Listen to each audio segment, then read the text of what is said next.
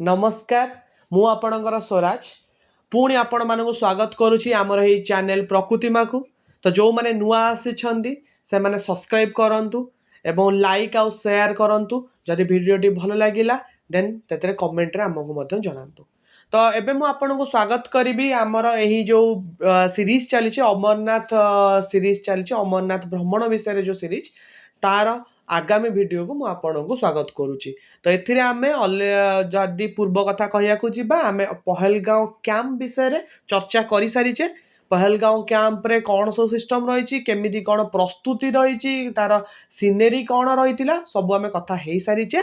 एबे आमे जिबा आमर आगामी यात्रा को जिबा केमिति भाव में आमे प्रथम दिन रे कुआडे कुआडे गलु केमिति गलु कौन कलु से विषय रे कहया पई मु स्वागत करी एबे बापा को। नमस्कार। आज आम अमरनाथर परवर्ती वीडियो को आसीचे। आम तो अमरनाथ यात्रार मूल कैंप जोटा थिला पहलगांव सेठू बाहरिकी आम बाहरी आसिले तथापि टे मन पकई देउची। आम जो दिन आम आसिलु अमरनाथ आगु को बढ़िलु आम चंदनबाड़ी अभिमुखे आसिलु राति 4टार उठी निजर नित्यकर्म सारिलु। पूर्व दिनर वर्षा ठाकुरंक कृपारू से दिन कमी जाई थाए। आमे जो जगार रहूलु सेठू आउ किछि दूर आसिले प्राय 300-400 मीटर आसिले अनेक गाड़ी माने शह शह गाड़ी अपेक्षा करता यात्री मान को नब। से 16 किलोमीटर होची सेठू चंदनबाड़ी कही भी जिते शिव जाइछन तांकर चंदन टीपा से जगह चंद्र को छाड़ीछन चंदनबाड़ी रे ना चंदनबाड़ी। लीडर नदी कूले कूले आम उपरकू धीरे धीरे उठा आरंभ कला। गाड़ी रे आम बसिलु। गाड़ी कहले विभिन्न प्रकार कार अच्छी छोट छोट मिनी बस अच्छी। ये 16 किलोमीटर रास्ता पूर्व लोक चलुले किंतु आमे से सुजोग जहाँ रास्ता हो आम गाड़ी रे चंदनबाड़ी पर्यंत चली गलु। 16 किलोमीटर भी से बहुत साहाଯ୍य कारण गोटे दिन पूरा लगी गोटाए दिन माने बहुत कष्टकर यात्रा होता से गोटे दिन जब आम पहुँची गलु। जिते गाड़ी रू ओह्लैलु ओह्लैला आमर पदयात्रा आरंभ होला।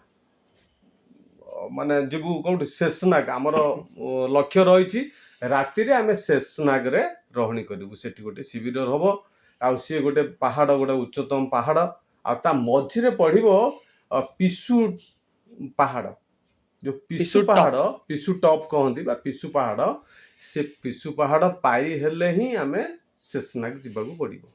तेणु मनरे बहुत आशा आ उद्विग्न आ आशंका भी रही कारण से पहाड़टा हूँ सबुठारु यही यात्रा सबुठु तीख पहाड़ माने बहुत कष्ट ये पहाड़टा को पारि हबू मनरे आशंका कि जहाँ भी हो किंतु एते मनरे आग्रह आमर अच्छी जीवाई आमे जमती बाहरी पड़लु। सेठू आमर सब घोड़ा जो माने जाउछन्ति खच्चर दिहरे घोड़ा सवार करके जाउछन्ति को माने जाउछन्ति कौन से जो ये रे दोला रे भी जाउछन्ति से माने सबू आसिक जोगाजोग करथांती यात्री मानक सहित। अच्छा यात्री मान किंतु आमे स्थिर करछु चलिक जीवु कारण हेटे बहुत पैसा से माने नौछन्ति आ जो माने दुर्बल यात्री जीवे किंतु आमे चाली चाली प्रकृतिर शोभा अवलोकन कर जीवु बोली आमे स्थिर करछु। से अनुसार आमे प्रस्तुत हलु। सेठू बाड़ी खंडे खंडे आमे धरिलु। बाड़ी धरिलु आखिरे माने गोटा कला चषमा कारण बरफ पहाड़ बाट दे जीव बोली आखिरे कला चषमा सेटा मते सेठू संग्रह कलु। आउ कर्पूर तो सांगरे नहींचु किछि सुखिला खाद्य मध्य सांगरे धरिचु। सुखिला खाद्य कहले आमर पाखरे चॉकलेट अच्छी काजू आउ ये अखरोट यही सब जातीय खाद्य मध्य अच्छी। मो खाया पाई कि जलखिया ब्रेड बटर थला ब्रेड बटर 12 वर्षर ये आमर स्वराज गुडू 12 वर्ष थिला ता पई पाउरुटी बटर यही सब जिनस मध्य धरिचु। आमर मुणा जति आम राति आम चलैबू माने दरकार आमर शीत वस्त्र 3 दिन रहिबू से गोटे गोटे पिठी बैग समस्त आम पकईचु। आमर आम भाविलु कौन ये तो छोटिया क्या बहुत बड़ जी आमर लगेज से तक आम छाड़ी देचु पहलगांव रे पछरे आसिक नेबी बोली एटा स्थिर होइकरी आम आगु आगेलु। लीडर नदी अति सुंदर भाव में माने बही बही ऊपर ऊपर पहाड़ ऊपर बही बही आसिक पहलगांव को जो नदी आसी सेठी आम आसिलु। लीडर नदी कूले कूले आगु आगु बढ़लु। कि सुंदर शोभा केते माने छोटिया छोटिया गछ फूल माने अति सुंदर सुंदर फूल आउ छोटिया छोटिया ମାନେ ଗଛରେ ଅନେକ ପ୍ରକାର ଲତା ସବୁ ମାଡ଼ିଛନ୍ତି ଆଉ ଆଗକୁ ମାନେ ଦେଖାଯାଉଛି ମାନେ ପାହାଡ଼ ପିସୁ ପାହାଡ଼ ମାନେ ବହୁତ ମାନେ ନଭଶ୍ଚୁମୀ ପାହାଡ଼ କିନ୍ତୁ ଯେହେତୁ ସେଠି ଶହ ଶହ ଲୋକ ଚାଲିଛନ୍ତି ଆଉ ଫେରୁଛନ୍ତି ବି ମଧ୍ୟ ଏତେ ଉନ୍ମାଦନା ଏତେ ଆଗ୍ରହ ତେଣୁ ଗାଡ଼ି ଆମର ଆଗକୁ ଆଗକୁ ଚାଲିଲା ମାନେ ଆମ ରଥ ଆଗକୁ ଆଗକୁ ଚାଲୁଥାଏ ବହୁତ ମଜା ନେଉଥାଉ ତା ଭିତରେ ଲକି ସନ୍ତୁ କେତେବେଳେ ଆମକୁ ଆଗେଇ ଯାଉଥାନ୍ତି ସାଗରିକା ବାଦଲ ଆଗେଇ ଯାଉଛନ୍ତି କେତେବେଳେ ପଛେଇ ଯାଉଛନ୍ତି ଏମିତି ଆଗ ପଛ ହେଇକିରି ଆମେ ଯାଉଥାଉ ଟିକେ ଟିକେ ଥକା ହାତରେ ଗୋଟେ ନଥାଉ। ଗୋଟେ ବାଡି ବି ଧରିଥିଲେ ଆମେ। ବାଡ଼ି ଆମେ ସଂଗ୍ରହ ବାଡିଟା କରିଛୁ ଇମ୍ପୋର୍ଟାଣ୍ଟ। ବାଉଁଶ ବାଡ଼ି ଆଉ ବାଉଁଶ ବାଡ଼ି ନହେଲେ ଖାଲି ଚାଲିବା ବହୁତ କଷ୍ଟ ହବ ତେଣୁ ବାଉଁଶ ବାଡ଼ି ଧରି ଆମେ ସେ ବହୁତ ସାହାଯ୍ୟ ବି ଆମକୁ କରୁଥାଏ ଆଗକୁ ଆଗକୁ ଚାଲିଲୁ ଆମର ଲକ୍ଷ୍ୟ କେମିତି ପିସୁ ପାହାଡ଼ ଉପରକୁ ଯିବୁ ତ ଆମେ ଆମର ଯାତ୍ରା ଆମର ଚାଲିଛି ମାନେ ଧୀରେ ଧୀରେ ଧୀରେ ଧୀରେ ଆସି ଦିନ 12ଟା ବସିବାକୁ ବାଜିବାକୁ ବସିଲା ଆମର ବଳଟା ଧୀରେ ଧୀରେ କମୁଛି ବାଟରେ ଅବଶ୍ୟ ସେବା ଦେବାକୁ ଅଛନ୍ତି ମାନେ ବେପାରୀ ମାନେ ଅଛନ୍ତି କିଏ ଥଣ୍ଡା ବିକୁଛି କିଏ ପାଣି ବିକୁଛି କିନ୍ତୁ ଏମିତି ହେଲା ଆମେ ଯେତେ ଉପରୁ ଉପରୁ ଯାଉ ଯେଉଁ ପାଣିର ଦାମ ଏଠି 20 ଟଙ୍କା ଥିଲା ପାଣି ବୋତଲ ସେଠି 50ରୁ 100 ଆଡ଼ିକି ଚାଲିଲା ମାନେ ଏମିତି ବାଟ ଯାକ ଯେଉଁ ସେବା ଥଣ୍ଡା ପାଣି ଯିଏ ଦେଉଛନ୍ତି ଥଣ୍ଡା ଦେଉଛନ୍ତି ତାର ମଧ୍ୟ ମାନେ ସେମିତି ବଢ଼ି ବଢ଼ି ଚାଲିଲା ଆଉ ଆମେ ସତରେ ଅନୁଭବ କଲୁ ଯେ ମଜା ଯେତିକି ଆମେ ନେଉଛୁ ଧୀରେ ଧୀରେ ଯେଉଁ ପଛର ମୁଣା ସିଏ ଓଜନ ବଢ଼ି ବଢ଼ି ଗଲା ସତେକି ଆମକୁ ସିଏ ପଛକୁ ଟାଣୁଛି ମାନେ ଟିକେ ଟିକେ କିଛି ବାଟ ଯାଉଥାଉ ଟିକେ ଭରା ଦେଇକିରି ପିଠିକି ଭରା ଦେଇକିରି ଗୋଟେ ପାହାଡ଼ ପଥର ଦିହରେ ସବୁ ଧୀରେ ବସୁଥାଉ ଟିକେ ଧରିକି ଛିଡ଼ା ହେଉଥାଉ ଏମିତି ହେଇ ହେଇ କଥାବାର୍ତ୍ତା ହେଇ ହେଇ ପାଣି ଯେତିକି ଅଛି ଅଳ୍ପ ପାଣି ଥିଲା ତାକୁ ଟିକେ ପାଟି ଓଦା କରି ଆଗକୁ ଆଗକୁ ବଢ଼ିଲୁ ଆଉ କିଛି ବାଟ ଗଲା ପରେ ଓଜନ ଏତେ ଅଧିକା ହେଲା ଯେଉଁ ଭାବିଲୁ ଏଠୁ ବୋଧେ ସେ ମୁଣାକୁ ରଖିଦେଇକିରି ଗଲେ ଆମକୁ ବହୁତ ଚାଲିବାକୁ ଟିକେ ସୁବିଧା ହେବ କିନ୍ତୁ ଆମର ନିତ୍ୟ ବ୍ୟବହାର୍ଯ୍ୟ ଜିନିଷ ରହିଛି ସେଥିପାଇଁ ଆମେ କ'ଣ କଲୁ ନା ୟା ଭିତରେ ଆମର ଚୁଡ଼ା ଥିଲା ଚୁଡ଼ା 2 କିଲୋ ଚିନି 2 କିଲୋ ଏସବୁ ଥିଲା ଖାଇବୁ ବୋଲି ଆମେ ଦେଖିଲୁ ଆଗ ପ୍ରଥମେ ତାକୁ ଆଗ ଓହ୍ଲେଇବା ଗୋଟିଏ ଜାଗାରେ ଚୁଡ଼ା ଚିନି ଆମେ ତାକୁ ଓହ୍ଲେଇକି ରଖିଦେଲୁ ଆଉ ଏଇଟା ଅସମ୍ଭବ ଆଉ ନେଇ ହେବନି ଯାହା ଠାକୁର ଦେବେ ଖାଇବାକୁ ସେଇ ଅନୁସାରେ ଆମେ ଚାଲିଲୁ ଯାଉଛୁ ଯାଉଛୁ ଧୀରେ ଧୀରେ ଯାଉଛୁ ମାନେ 12ଟା ପରେ ହେଇଗଲାଣି ବହୁ କଷ୍ଟ ଆଉ ବେଶୀ ଆଗକୁ ନ ନେଇ ପାଦେ ମାନେ ଯେମିତି 4-5 ପାଦ ଆଗକୁ ଅନେଇବ ତାକୁ ଦେଖିବୁ କେମିତି ସେତିକି ପାରିହେବୁ ଏମିତି ଧୀରେ ଧୀରେ ଧୀରେ ଧୀରେ ଧୀରେ ପାହାଡ଼ର ଥାକ ଅଙ୍କା ବଙ୍କା ଅଙ୍କା ବାଙ୍କ କେଉଁଠି ହାତ ଧରିବାକୁ ପାଦ ଏବଂ ହାତ କାହିଁକିନା ସେଠି ପିସୁ ପାହାଡ଼ଟାକୁ ଉଠିଲା ବେଳକୁ ଏଠି ବେଶୀ ସୁନ୍ଦର ପାହାଚ ନାହିଁ ଏବେ କିନ୍ତୁ ହେଇଗଲାଣି ଆମର 2012 ମସିହା କଥା ନା ଏବେ ବେଟର ହେଲାଣି ଏବେ ତ ତା ଅପେକ୍ଷା ନିଶ୍ଚୟ ଭଲ ହେଇଛି କିନ୍ତୁ ସେତେବେଳେ ବହୁତ କଷ୍ଟ ଥିଲା ଯାହା ହଉ କୌଣସି ଉପାୟରେ ଆମେ ଧୀରେ ଧୀରେ ଉପରକୁ ଉଠିଲୁ ତ ରାସ୍ତାଟା ବେସିକାଲି କହିଲେ ମାଟିର ରାସ୍ତାରେ ଯେଉଁମାନେ ଘୋଡ଼ା ସଦାବେଳେ ସାଇଡ୍ରେ ପୁରା ପାହାଡ଼ର ଯେଉଁ ଘାଇ ରହିଛି ସେ ଘାଇର ସାଇଡ୍ରେ ଘୋଡ଼ା ଯାଉଛି ତ ଘୋଡ଼ା ସବୁଠୁ ଅନସେଫ୍ ଘୋଡ଼ା ତାପରେ ପାଲିଙ୍କି ଯେଉଁ 4 ଜଣ ଯେଉଁ କାନ୍ଧେଇକି ଲୋକ ବସିଥିବେ ନେଇକି ଯିବେ ପିଠୁ ଆଉ ଯେଉଁଟା ଚାଲିବା ଲୋକ ସେମାନେ ପୁରା ପାହାଡ଼ ସାଇଡ୍କୁ ତ ଚାଲିବା ଲୋକଙ୍କ ପାଇଁ କହିବାକୁ ଗଲେ ଟିକେ ସେଫ୍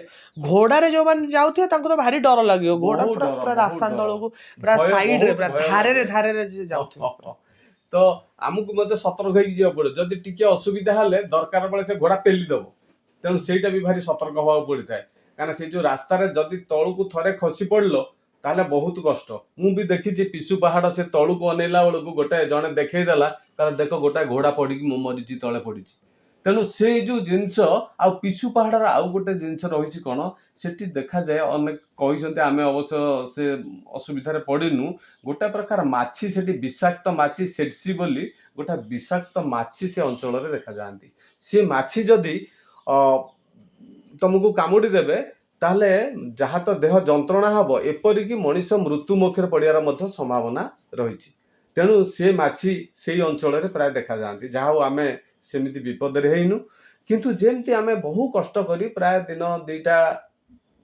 ବାଜିଗଲା 2ଟା ପରେ ହେଇଗଲା ଆମେ ବହୁ କଷ୍ଟ କରି ପିସୁ ପାହାଡ଼କୁ ଉଠିଗଲା ବେଳକୁ ମାନେ ଏତେ ଆନନ୍ଦ ଲାଗିଲା ସେଇଠୁ ଆମକୁ ସୁନ୍ଦର ଭାବେ ଚନ୍ଦନବାଡ଼ି ଦେଖାହେଉଛି ଶେଷନାଗ ଦେଖାଯାଉଛି ଆଉ ସେଠି ମଧ୍ୟ ଆମର ସେନାବାହିନୀ ତରଫରୁ ଶିବିର କରାହେଇଛି। ଆଉ ବହୁତ ମଧ୍ୟ ଭଣ୍ଡାର ଖୋଲା ହେଇଛି, ଯେଉଁ ଯାତ୍ରୀମାନଙ୍କ ପାଇଁ ଖାଦ୍ୟପେୟର ବ୍ୟବସ୍ଥା ମଧ୍ୟ ସେଠି କରାହେଇଛି। କାହାର ଅମ୍ଳଜାନ ଯଦି ଦରକାର ତାକୁ ଅମ୍ଳଜାନ ଦେବାକୁ ମାନେ ସେ ସ୍ୱାସ୍ଥ୍ୟ ଶିବିର ସବୁ ଖୋଲା ହେଇଛି। ପାଣି ବ୍ୟବସ୍ଥା ସେଠି ସବୁ ବ୍ୟବସ୍ଥା ସବୁ ସୈନ୍ୟବାହିନୀ ତରଫରୁ ବା ଯେଉଁ ଆମର ଅମରନାଥ କମିଟି ତରଫରୁ ସବୁ ବ୍ୟବସ୍ଥା ହେଇଛି। ଆମେ ସେଇଠି ଟିକେ ଥକା ମାରିଲୁ। ତ କିଛି ସମୟ ରହିଲା ପରେ କିଛି ଟିକେ ଜଳଖିଆ ଖାଇଲୁ, ସେ ଭଣ୍ଡାରରୁ କିଛି ଖିଆପିଆ କଲୁ। ଦେଖୁଛୁ ସେମାନେ ସେଠି ଯେଉଁମାନେ ଥାଆନ୍ତି ଆମର ସୈନ୍ୟବାହିନୀ, ସିଏ କହୁଥାନ୍ତି ଆଜ୍ଞା ବେଶୀ ସମୟ ଏଠି ବିଶ୍ରାମ କରନି, କାରଣ ରାତ୍ରି ରହଣୀର ଏଠି ସୁବିଧା ନାହିଁ। ଆପଣମାନଙ୍କର ରାତ୍ରି ରହଣୀ ସେଠୁ ହେଉଛି କୋଉଠି ନା ଆମ ଶେଷନାଗରେ ହବ। ସେଇଟା ପ୍ରାୟ ଆଉ ଆମକୁ ପ୍ରାୟ ହେଇଯାଉଛି କେତେ, ପିସୁ ପାହାଡ଼ ହେଉଛି ଚନ୍ଦନବାଡ଼ିରୁ 3 କିଲୋମିଟର, ଆଉ ସେଇଟା ପ୍ରାୟ ରହିଗଲାଣି ହାରାହାରି 8-9 କିଲୋମିଟର ପୁରା ହେଉଛି ଶେଷନାଗ। ତେଣୁ ଆପଣମାନେ ଏବେ ରାସ୍ତା ଭଲ ପଡ଼ିବ, ଆଉ ଧୀରେ ଧୀରେ ଆପଣ ଆଗକୁ ଆଗକୁ ବଢ଼ିଯାଆନ୍ତୁ। ଥକା ରହିବାର କାରଣ ହେଲା ପିସୁ ଟପ୍ଟା ମାନେ ଯେହେତୁ ନର୍ମାଲ ଗ୍ରାଜୁଆଲି ସ୍ଲୋପ୍ ହେଲେ ଚଢ଼ିବା ସହଜ। ପିସୁ ଟପ୍ଟା କ'ଣ କି ସେ ଏଡ଼େ ବଡ଼ ପାହାଡ଼କୁ ଚଢ଼ିବାକୁ ହେଲେ ସେ ରୋଡ଼ଟା ଏଇଭଳିଆ କରାହେଇଛି।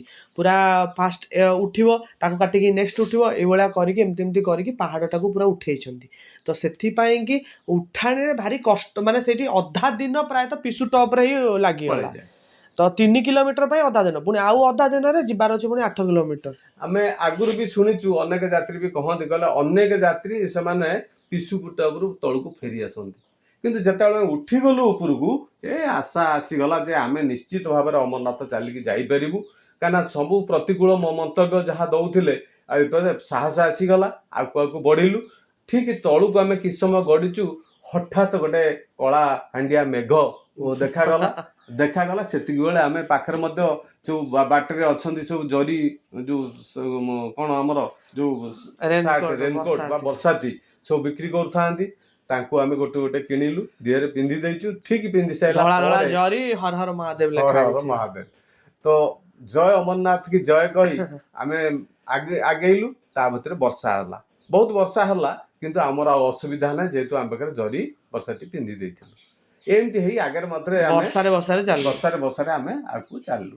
ସୁନ୍ଦର ଦୃଶ୍ୟ, ମାନେ ପାହାଡ଼ ସେ ଖୋଲ ସେ କର ଦେଇ ଯାଉଛୁ, ଲିଡର ନଦୀ ଆଗକୁ ଆଗକୁ ମଧ୍ୟ ଅଛି। ତେଣୁ ଆଗକୁ ଆମେ ବଢ଼ୁଛୁ, କିନ୍ତୁ ବଢ଼ୁଛୁ ଆମର ଲକ୍ଷ୍ୟ ହେଉଛି ନା ଶେଷନାଗ। ତେଣୁ ଶେଷନାଗ ଯିବା ପାଇଁ ବାଟରେ ପୁଣି ଆମେ ପହଞ୍ଚିଲୁ, ମାନେ ଯେଉଁ ପିସୁ ଟପ୍ ପରେ ଜୋଜିବଲ ପଡ଼ିଲା, ଜୋଜିବଲ ପରେ ଆମର ନାଗାକୋଟି ପରେ ଶେଷନାଗ। ତ ଏଇ ଯେଉଁ ଜାଗା ଟିକେ ଟିକେ ରହଣୀ ସ୍ଥଳ, ସେଇଠି ଗୋଟେ କିଛି ଲୋକ ବିଶ୍ରାମ ନେଉଛନ୍ତି, କିଛି ଲୋକ ବସୁଛନ୍ତି, ଖାଦ୍ୟପେୟ ଛୋଟ ଛୋଟ ଦୋକାନ ଭଣ୍ଡାରା ସବୁ ଛୋଟିଆ ସବୁ ରହିଛି, ସେ ସବୁ ଯାଉଛି। କିନ୍ତୁ ଆମକୁ ଯେମିତି 3ଟା-4ଟା ପରବର୍ତ୍ତୀ ହେଲା, ତାପରେ ଦେହରୁ ବଳ କମି ଗଲା। ଆଉ ପାଦ ହେଇଠି ଦେଖାଯାଉଛି ଶେଷନାଗ, ପତାକା ଉଡୁଛି, ମାନେ ସବୁ ଶିବିର ପଡିଛି, ତାର ସବୁ ଦେଖାଯାଉଛି। ହେଇଠି କହୁଛୁ ଆଗକୁ ଚାଲୁଛି, ବାଟ ସରୁନି। ଏଇଠି କହୁଛୁ ବାଟ ସରୁନି। ତ ଆମେ ଯାହା ହଉ ଆମେ 6ଟା ଯାଏଙ୍गे ଆମେ ଯେତେବେଳେ ଏଠି 6ଟା 6:30 ହେଲା ବେଳକୁ ସନ୍ଧ୍ୟା, ସେଠି 6ଟା ବେଳକୁ ସୂର୍ଯ୍ୟ ଉପରେ। ବାସ୍ ଦିନ ଥାଏ, ଦିନ ଅଛି, କିନ୍ତୁ ବାଟ ତ ସରୁନି ଆଉ, ଯେତେ ଗଲେ ଆଉ 6ଟା 6:30 7ଟା ବେଳକୁ ଆମେ ନାଗାକୋଟିରେ ପହଞ୍ଚିଲୁ। 7ଟା ହେଇଗଲା ନାଗାକୋଟି, କିନ୍ତୁ ସନ୍ଧ୍ୟା ନାହିଁ, ମାନେ ସୂର୍ଯ୍ୟ ଅଛନ୍ତି। ସୂର୍ଯ୍ୟ 8ଟାରେ ଯାଇ ସନ୍ଧ୍ୟା ସେଠି। ନାଗାକୋଟି ଯୋଉ ପହଞ୍ଚିଲୁ, ସେଠୁ ଆଉ 3 କିଲୋମିଟର ହଉଛି ଶେଷନାଗ। ଭାରି କଷ୍ଟ, ମାନେ ଆଉ ଦେହରେ ବଳ ନାହିଁ, ବସିଛୁ ଆଉ ଉଠିବନି। ମୁଁ ତ ମୋ ଦେହ ଝାଇଁ ମାରିଗଲା। ତ କେମିତି କ'ଣ ଯିବି, କ'ଣ କରିବି? ସେଠି ମାନେ ପୁଅ ଆଉ ପତ୍ନୀ ଥିଲେ, ନିଶ୍ୱାସ ନବାରେ ଟିକେ କଷ୍ଟ ଆସିଲା। ମୁଁ ଟିକେ ଧୀରେ ଆଗ ବସିବା, ତାପରେ ଚିନ୍ତା କରିବା। ତେଣୁ ଧୀରେ ଧୀରେ ବେଶୀ ଡେରି ହେଲେ ସେମାନେ ସମସ୍ତେ କହୁଛନ୍ତି କିନ୍ତୁ ଏଇଟା ସବୁଠୁ ବେଶୀ ଭଲ ଲାଗିଲା, ପ୍ରତି 10-15 ହାତରେ ଗୋଟେ ଯବାନ ଅଛନ୍ତି। ସେମାନେ କହୁଥାନ୍ତି ନାଇଁ ଆଜ୍ଞା, ଆପଣ ଧୀରେ ଧୀରେ ଆଗକୁ ଆପଣ ରାତିରେ ପହଞ୍ଚିବାକୁ ପଡ଼ିବ, ଯାଆନ୍ତୁ। ଯେ ଯାହା ହଉ ସେଇ ପର୍ଯ୍ୟନ୍ତ ଯେତେବେଳେ ପହଞ୍ଚିଛୁ, ଟିକେ ବହୁତ ସମୟ ବିଶ୍ରାମ ନେଲୁ। ବର୍ଷା ହେଇକି ସବୁ କାଦୁଅ ହୋଇଯାଇଥାଏ, ସେ କାଦୁଅ ରାସ୍ତାରେ ଆମେ ଝରଣା ସବୁ ଯୋଉ ଯାଇଛି, ନଦୀ ବି ପାରି ହେଉଛି, ମାଟି ରାସ୍ତା ତ ପୁରା କାଦୁଅ। ଆଉ ସେ କାଦୁଅରେ ବୁଟରେ ଚାଲିଲାନି, ବୁଟରେ ମାଟି ଲାଗିକି, ବଡ ବଡ ବୁଟ ପିନ୍ଧା ହେଇଛି, ବୁଟରେ ମାଟି ଲାଗି ସେ ବୁଟ ଗୋଟାକ ବୋଧେ 5 କେଜି ଓଜନ ହେଇଗଲା, ଗୋଡ ଉଠେଇବା କଷ୍ଟ ହେଇଗଲା। ଆଗକୁ ଉଠେଇ ହଉନି। ତ ଯାହା ହଉ ମାନେ କିଛି ସମୟ ବସିଲା ପରେ ଥକା ନା ଗଲା, ଆମେ ତ ଆଗକୁ ଯିବା ଦରକାର, ଦେଖାଯାଉଛି ଏଇଠି ବଳ ଚାଲୁନି, ତଥାପି ଆମେ ଚାଲିଲୁ। ତ ଅନ୍ଧାର ରାତି ଧୀରେ ଧୀରେ ଧୀରେ ଧୀରେ ମାନେ ଅନ୍ଧାର ହେଇ ହେଇ ଆସିଲା। ଆମେ ସେଇ ସମୟରେ ବହୁତ ଅନୁଭୂତି, ଯେ ପୁଅ ପତ୍ନୀଙ୍କର ଅନୁଭୂତି ଅଛି, ମୁଁ ଭାବୁଛି ତାଙ୍କ ଅନୁଭୂତି ଟିକେ ଯୋଡ଼ିଦେଲେ ଆହୁରି ଭଲ ହବ। ତ କେମିତି ଆମେ ଯୋଉ ସନ୍ଧ୍ୟା ସମୟ ଗଲୁ, ସେଇ ସନ୍ଧ୍ୟା ସମୟ ମୁଁ ଆଗ କହିଦଉଛି, ତାପରେ ଅନ୍ୟମାନେ କହିବେ। ସନ୍ଧ୍ୟା ସମୟ ଯେମିତି ହେଇଯାଉଛି, ଆମେ ଆମ ଯୋଉ ଟିମ୍ଟି ସମସ୍ତେ ଆଗ ପଛ ହେଇକିରି ଚାଲୁଛୁ। ତାପରେ ବଳ ତ କମିଗଲାଣି, ଆଗକୁ ଯିବାକୁ ପଡ଼ିବ। କିନ୍ତୁ ଗୋଟିଏ କଥା, ଯୋଉଠି ଆମକୁ କଷ୍ଟ ହଉଛି ଆମ ହାତ ଧରିକିରି ଯବାନ ମାନେ ଆମକୁ ପାରି କରିଦଉଛନ୍ତି ସେ ଜାଗା। ଯୋଉଠି ଆମର ଅସୁବିଧା ହଉଛି ସେମାନେ ଦଉଯାଏ ଏଇଠି ଆଜ୍ଞା ପାଖରେ, ଜମା ହତାଶ ହୁଅନ୍ତୁନି, ପୁରା ଆହୁରି ସେ ପ୍ରେରଣା ଦଉଛନ୍ତି। ସତରେ ଯଦି ଆମେ ଅବଶ୍ୟ 9ଟା 10ଟା ରାତି ହେଇଗଲା ପହଞ୍ଚିଲା ବେଳକୁ ଶେଷନାଗରେ, 8ଟାରେ ସନ୍ଧ୍ୟା ହେଲା, ସନ୍ଧ୍ୟା ପରେ ଆଉ 1-2 କିଲୋମିଟର ଯୋଉ ଅଛି, 1-1.5 ସେ କିଲୋମିଟର ପୁରା ଭାରି 10ଟା ରାତି ହେଇଗଲା। ସେ 2 କିଲୋମିଟରକୁ 2 ଘଣ୍ଟା ପରେ ଆମ ନେଇଗଲା ସମୟ। କିନ୍ତୁ ଆଉ ବଳ ନାହିଁ, ସତେକି କିଏ ଟେକି ଟେକି ନେଇଯାଉଛନ୍ତି। ଆଉ ସେଠି ଯଦି ଯବାନ ମାନେ ନଥାନ୍ତେ, ଆମେ ବୋଧେ ସେଇ 2 କିଲୋମିଟର ଯାଇପାରିନଥାନ୍ତୁ, ରାତି ବାଟରେ କୋଉଠି ପଡ଼ିଯାଇଥାନ୍ତୁ। ଯାଉଛୁ ଠିଆ ହେଇକିରି ପଥର ଉପରକୁ ଅନେଇକିରି, ପଥରକୁ କାନ୍ଥ ଦେଇକି ସିଧା ଛିଡା ହେଇଯାଉଛି, ଆଉ ବଳ ପାଉନି। ଏମିତି ହଉଛି, ପୁଣି ଖୋଜି ଯାଉଛି, ପୁଣି ସେମିତି, ଏମିତି କଷ୍ଟ କଷ୍ଟ କଷ୍ଟ। ଆଉ ଅନ୍ଧାର ହେଲାଣି, କ'ଣ କରିବୁ, ଆମ ପାଖରେ ଟର୍ଚ୍ଚ ନାହିଁ, ଆଉ ଭିତରୁ ମୁଣା ପିଠିରେ ପଡ଼ିଛି, ଆଉ କିଛି କାମ ଦଉନି, ବଳ କମିଗଲା। ତେଣୁ ପରସ୍ପର ଟିକେ ଉତ୍ସାହ ନଉଛୁ, ଠାକୁରଙ୍କୁ ଡାକୁଛୁ, କିନ୍ତୁ ଲୋକ କିନ୍ତୁ ଅଛନ୍ତି, ଲୋକ କିନ୍ତୁ ଚାଲୁଛନ୍ତି, ଲୋକ ଗହଳି, ଲୋକ ଚାଲୁଛନ୍ତି, ଏମିତି ଆମେ ଲୋକର ଏକୁଟିଆ ଅସୁବିଧା ନୁହଁ, ନାହିଁ। ଲୋକ ଆମର ଗହଳି, ବଳ ସିନା କମିଛି, ଲୋକ କିନ୍ତୁ ଲୋକ ଚାଲୁଛନ୍ତି। କିନ୍ତୁ ଅଛନ୍ତି। ତ କ'ଣ କରିବୁ, ଆଉ ଯେତେ ଉପରକୁ ଉପରୁ ଶେଷନା ପାଖକୁ ଯାଉଛୁ, ଟିକେ ନିଶ୍ୱାସ ପ୍ରଶ୍ୱାସ ନବା ଟିକେ ଟିକେ କଷ୍ଟ ଟିକେ ହେଲା। ଯାହା ହଉ ରାତି 10ଟା ହେଲା, ବହୁ କଷ୍ଟ, ମାନେ ଟିକେ ଖୋଜେ ଖୋଜେ ଯାଇଛେ, ରାତି 10 ବେଳକୁ ଶେଷନାଗ ପାଖରେ ଆମେ ପହଞ୍ଚିଲୁ। ଆଉ ସେଠି 500 ମିଟର ଥିଲା, ମତେ 500 ନାହିଁ 300 ମିଟର ହବ। ମୁଁ ଛୋଟିଆ ପିଲାଟା ଦେଖିକି ଗୋଟେ ଆର୍ମି ଅଫିସର ମୋ ହାତଟାକୁ ଧରିକି ଟେକି ନେଇଗଲା ମତେ ପୁରା ଶେଷନାଗର କ୍ୟାମ୍ପ ଯାଇକି। ସେଠୁ ମୁଁ କହୁଛି, ଘର ଲୋକ ପଛରେ ରହିଗଲେ, ପିଛେ छूट गए, वो पीछे छूट गए।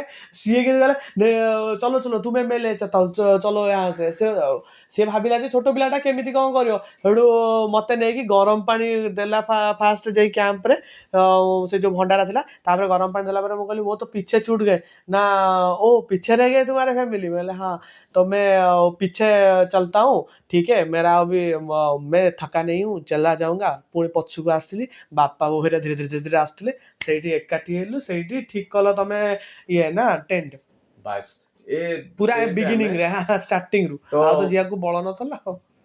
ତ ଆମେ ଯାହା ହଉ ପହଞ୍ଚିଲୁ, ସମସ୍ତେ ସେ ପାଖାପାଖି ପହଞ୍ଚିଲୁ।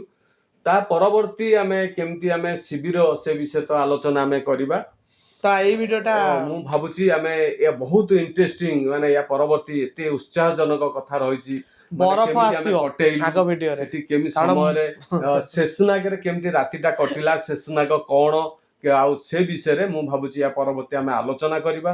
କିନ୍ତୁ ଶେଷନାଗରେ ଆମେ ପହଞ୍ଚି ଯାଇଛୁ ମାନେ ଆମର ଗୋଟେ ବଡ଼ ମାନେ ଜୟ ହେଇଛି। ପିସୁ ଟପ୍ ପାଇଁ ଭାରି ଭୟ ପିସୁ ଥିଲା। ପାହାଡ଼, ପିସୁ ଟପ୍ ସେଇଟା ପାରି ହେଲୁ ଏବଂ ଶେଷନାଗରେ ପହଞ୍ଚିଲୁ, ଯୋଉଟା କି ସବୁଠୁ ବଡ କଷ୍ଟକର ଯାତ୍ରା। ଆଉ ସେ ରାତିଟି କେମିତି ଆମର ପିସୁ ଏ ଯୋଉ ଶେଷନାଗରେ ଆମର ନେକ୍ସଟ ଭିଡିଓରେ କଟିଛି, କଥା ହବା। ଆମେ ପରବର୍ତ୍ତୀ ଆମେ ଆଲୋଚନା କରିବା। ଆଉ ସେଇଟା ବହୁତ ମଜାଦାର, ଆଉ ବହୁତ ମଧ୍ୟ ଆମ ପାଇଁ ଆଡଭେଞ୍ଚର, ବା ଯୋଉ ବିସ୍ମୟକର ରାତ୍ରି ଆମ ପାଇଁ ଥିଲା, ସେ ବିଷୟରେ ଆମେ ଆଲୋଚନା କରିବା। ସମସ୍ତଙ୍କୁ ନମସ୍କାର, ବହୁତ ବହୁତ ଧନ୍ୟବାଦ। ତ ଏତିକି କହି ଆମେ ଆମର ଭିଡିଓଟିକୁ ରଖୁଛୁ। ବନ୍ଦେ ଉତ୍କଳ ଜନନୀ, ଜୟ ଜଗନ୍ନାଥ। ବନ୍ଦେ ଉତ୍କଳନି, ଜୟ ଜଗନ୍ନାଥ।